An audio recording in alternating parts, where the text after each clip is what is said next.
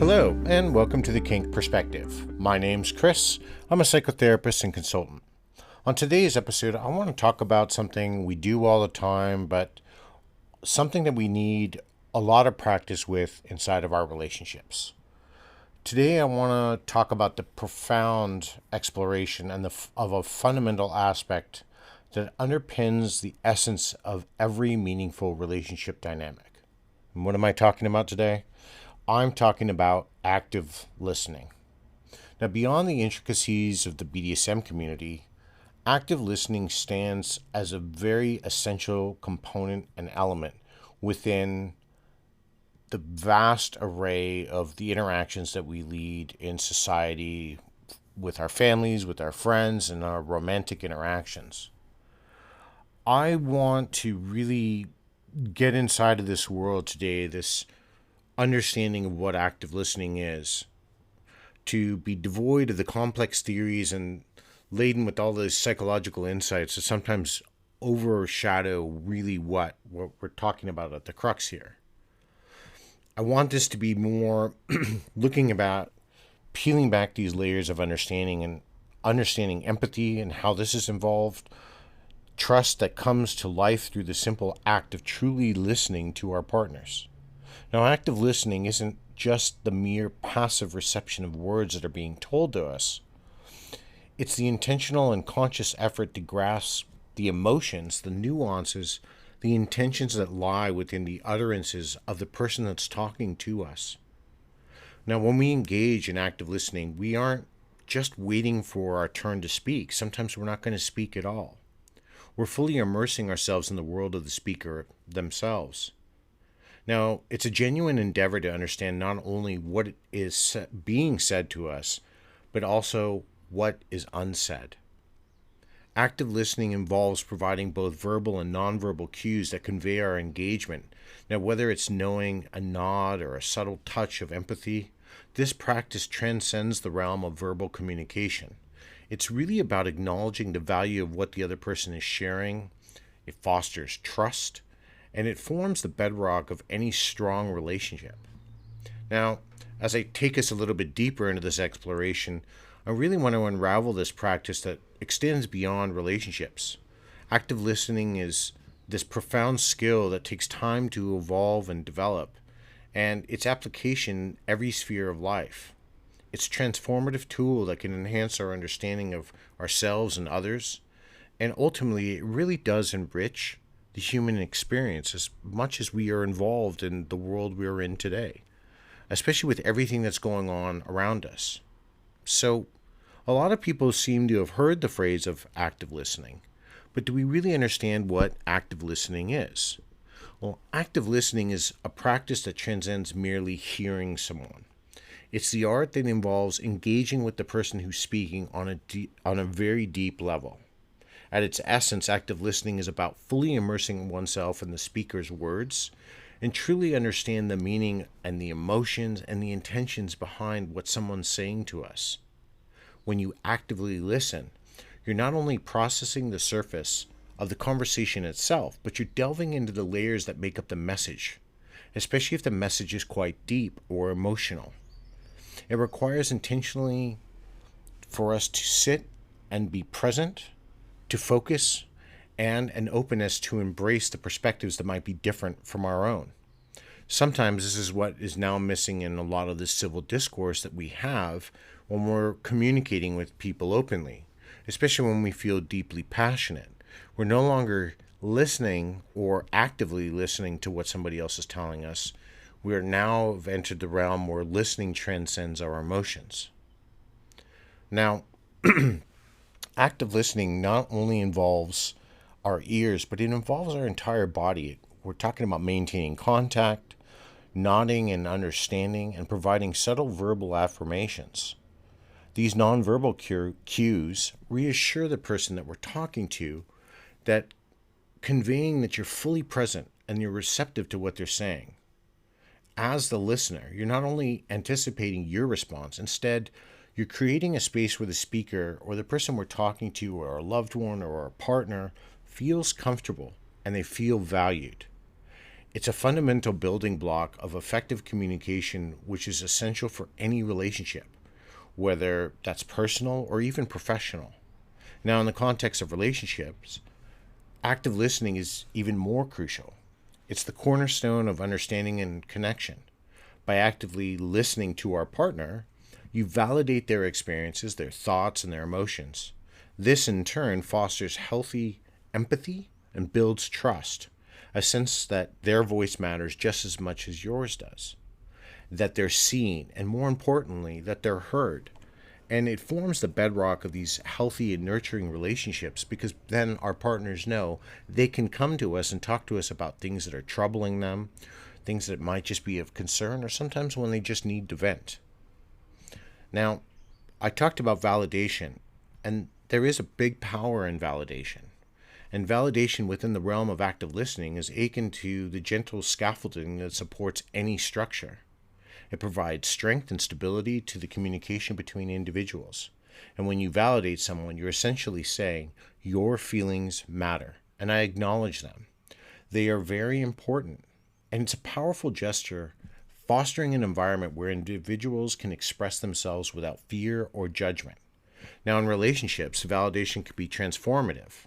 It's that bridge that connects the two of us from two different perspectives, even if they appear distant at first. By validating your partner's emotions, even when they differ from your own, you showcase respect and understanding. It's an affirmation of their right to feel the way they want to feel.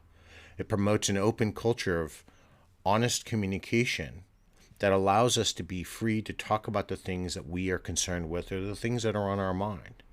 And this culture is extremely important and vital, especially within relationships with inside of our community, where the importance of consent and boundaries and communication is paramount. Validation not just about agreement, it's about acknowledgement. And you can validate someone's feelings and experiences without compromising your own beliefs. This balance here is key to building trust and intimacy within our relationship dynamics. It's a testament to the maturity of the relationship when both individuals can validate each other, even amidst disagreements, and they can continue to nurture a strong and connected bond. And recently I was talking about this and how we get to this understanding, especially if we're in the midst of a disagreement or we're in the midst of an emotional argument or maybe even a breakup, where we're trying to navigate these waters and trying to understand how we can get to the next point and to the next level of that understanding. And sometimes when we're so angry, we're not listening, we're just yelling. And sometimes we're only yelling because we're wanting to express the pain that has been thrust upon us. But now there's not going to be really an easy point from here to get back to reconciliation, because all we are doing is not listening to one another. And that becomes problematic in relationships. Even healthy relationships, sometimes I'll ask my couples that are in therapy with me, are you actively listening to your partner? And the response I'll normally receive is, yes, I hear them. Well, hearing someone's great, but are you listening to their words?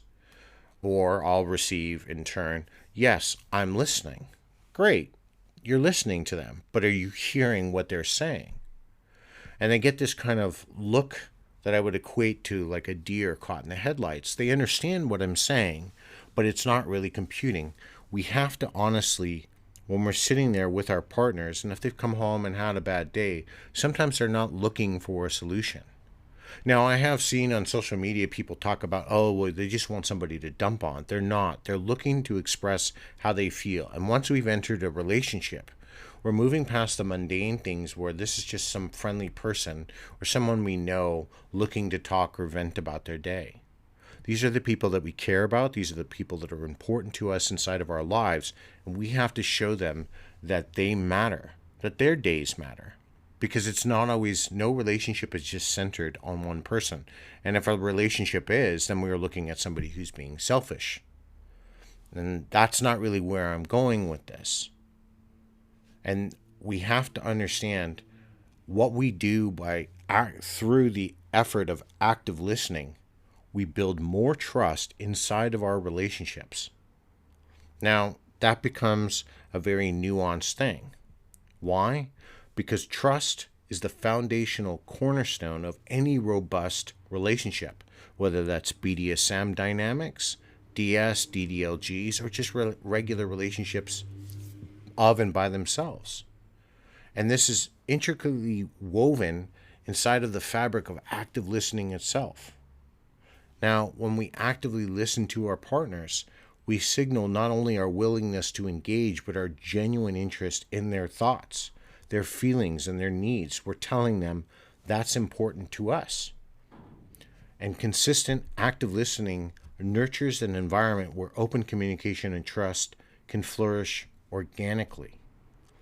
It's in this safe space that individuals feel comfortable sharing their concerns, their desires, maybe even their fantasies and boundaries without fear of judgment or misunderstanding. Now, inside of our world, inside of the BDSM lifestyle community, we understand that trust holds immense significance to all of us. And this is where active listening plays a pivotal role in its cultivation. By actively listening to our partner's concerns and establishing an ongoing dialogue, we create a space where we can openly express our boundaries, we can allow somebody else to express their boundaries and consent, and how this actively changes and evolves. One thing I talk about when I'm working with couples is, especially in the DS world, do dominants let their submissives have that free space to talk about how they feel? And I'm not just talking about a check-in after a scene, because it is vital. We got to remember, just because we're in a dynamic and just because somebody is talking about submitting, that they do have that free reign to share those thoughts and concerns, and how valuable that feedback not only is to us as the dominant, but how validating it is for the submissive to get their concerns out there in the world. This practice is fundamental, especially as we involve power exchange and the vulnerability inside of that power exchange. When both partners feel heard and respected, trust truly blossoms, and it provides another layer into the solid foundation for a fulfilling BDSM experience that we all seem to hope and strive for, especially one that becomes built on mutual understanding and consent. And furthermore, active listening serves as a potential perspective, especially as against misunderstandings. Because if I can understand what somebody's saying, I'm not going to misinterpret their words later on. Now, if I'm confused by anything that somebody has said, even after I've listened to them, I can seek clarification to get a genuine understanding of our partner's perspective, and I reduce the potential for any conflicts that may arise due to these misinterpretations. It becomes an embodiment of respect and care for the other person's thoughts, their feelings, even their reactions to subtle bodily cues, maybe when we're inside of a scene. By actively listening to our partners, we're not only avoiding discord, but we're also building these bridges of trust that can withstand the tests of time and the challenges that we're going to inevitably face together in the future. We can't just avoid and say, well, my problems matter more than yours. My problems trump what you're going on with you. Well, one partner might be, depending on what their job is, it might be extremely stressful. And maybe, let's say, the other partner is in school and is really struggling with some of their academics. They have a test come up and it's extremely stressful. Are we trying to really measure whose stress or emotional response is greater? To each person, it feels like the world is on top of them. So we can actively listen and engage with our partners on what's important, and whether sometimes they just need a sounding board or they're looking for feedback. But that is a question that is actually left up to the person who's speaking, asked by the person who's going to listen. So how do we actively work towards becoming better at this? Now, active listening is a very nuanced art. It's a conscious dance that weaves understanding and empathy inside of our connections with one another. It's not merely a passive act of hearing the words, but an active and intentional effort to grasp the underlying emotions and intentions and desires behind the words that are being said to us. And that's truly important, because sometimes we can just hear something and it resonates, but then we don't really understand what somebody's saying when they're saying it. Now, when we engage in active listening, we're fully present in the moment. We let go of the distractions. We might put our cell phones down or our tablets down. We shut the TV off. We're no longer away from the conversation in a secondary sense, and we get rid of all of our preconceived notions when we're going to enter inside of the conversation itself. We open ourselves up to truly absorb what the person or our partner is expressing to us, not just with their vocal cords, but with the very essence of their being. They might be very tense because of a situation at work. Maybe they got yelled at by their boss and they're worried about their job. And so you can see that they're exhausted and stressed out. This becomes a genuine connection that forms these bridges, that creates this deeper understanding inside of our relationships and makes them grow. So how do we learn to master the craft of active listening? Well, it's like I say to anything else when we're talking about the BDSM lifestyle, when we're practicing our scenes or exploring ropes or maybe practicing how we flog on a pillow, we're doing all these things. We can work on our craft of active listening.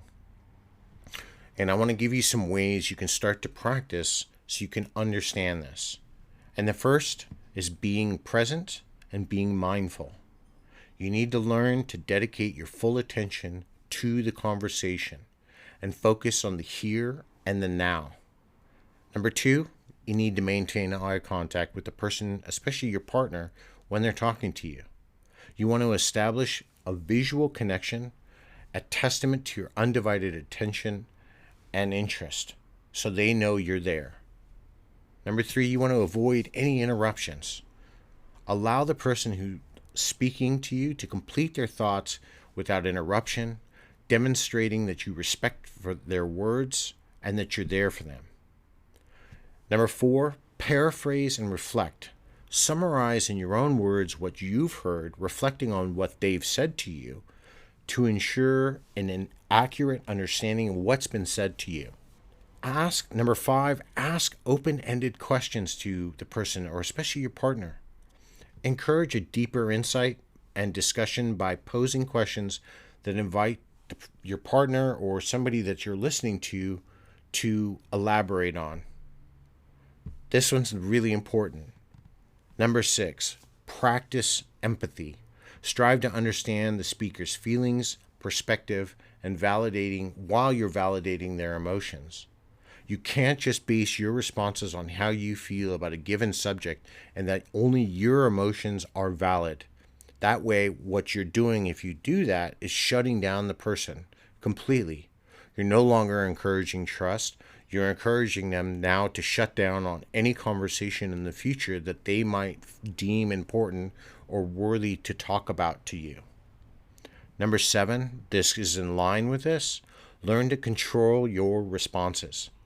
Refrain from immediate judgment or solutions, giving the speaker a space to share. You don't want to start jumping right in and tell them why you think their thoughts might be wrong or how they might fix the problem. Sometimes somebody talking to us, especially our partners, the people we care for on a deep level, aren't looking for that. Sometimes they just need to vent. You can preclude any thoughts you might have by asking them, would you like me just to listen, or eventually listen and respond? This allows them to know you're here for them and you're willing to do either. This is a big one. Number 8, listen without prejudice. Approach the conversation with an open mind, free of assumptions or biases. Don't start out by calling someone names or how they're dumb for having an opinion on a certain subject or they're woefully misinformed. First, you don't know how informed somebody's going to be on certain subject matter.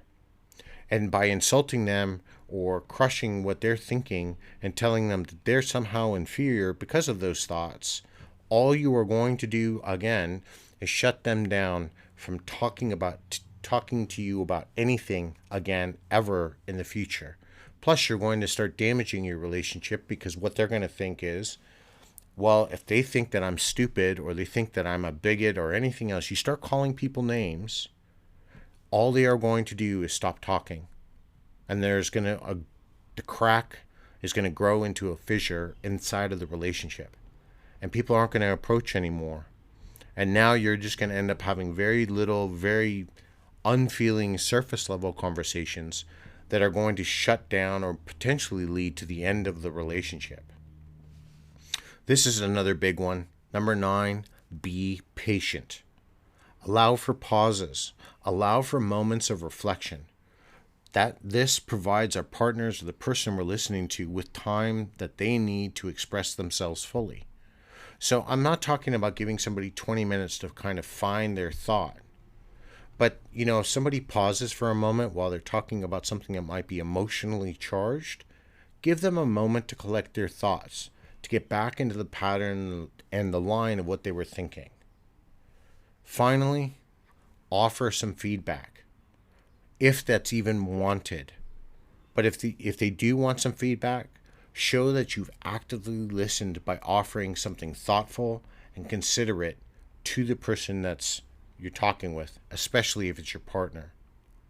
Try to find something, even if you're not necessarily agreeing with their point, that they can feel that they've been heard, and maybe you're trying to offer some solutions to them. Finally, active listening is more than just a technique. It really is a profound expression of empathy and understanding, especially with our partners, especially inside of a dynamic where we have submissives or we're with somebody where we're engaging in power exchange.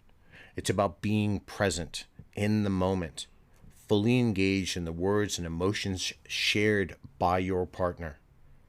When we actively listen, we bridge those gaps. We keep building and formulating trust on another level, and we create a foundation for stronger relationships, especially if ourselves or our partners have been in relationships where they were never actively heard or didn't feel like they had a voice inside of those relationships. Remember, the art of active listening isn't confined to relationships alone. It really is a transformative skill that can enrich every aspect of your life, especially even in the workplace. I talk about this when I consult with corporations, how managers have to learn to listen to feedback and maybe get feedback that can help the business grow. Now, as I kind of bring this to a close here today, I want to leave some questions that I'm going to eventually also post on some social media. I'll post one on the show on Spotify, so if you feel like responding, I want you to think about. First, how can you integrate active listening into your daily interactions to enhance your relationships, both in and outside of the BDSM community? 2, are there any specific challenges that you faced in practice active listening and how you can overcome them to deepen your connections with others?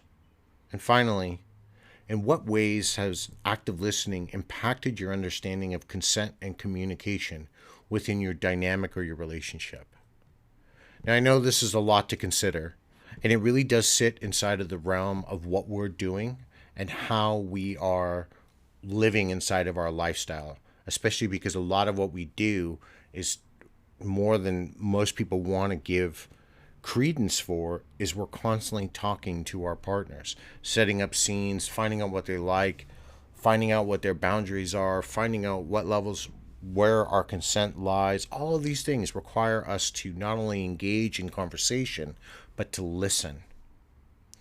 So keep all of this in mind. For those of you who are wondering, or if you're new to my podcast, I do have a book available, Tangled Desires, the intersection between BDSM and psychology. It's out. It's currently on ebooks, wherever you buy them at. Yes, I am now working on the active edit and a hardbound or a hardcover book. If you follow me or listen to me on Spotify, please like, subscribe so other people can find it. If you really enjoy the show, please rate it 5 stars. That way others can find this. But yeah, think about these questions on active listening and how important they are to you and how important they are inside of your relationship. Until next time, everybody, be safe and stay kinky.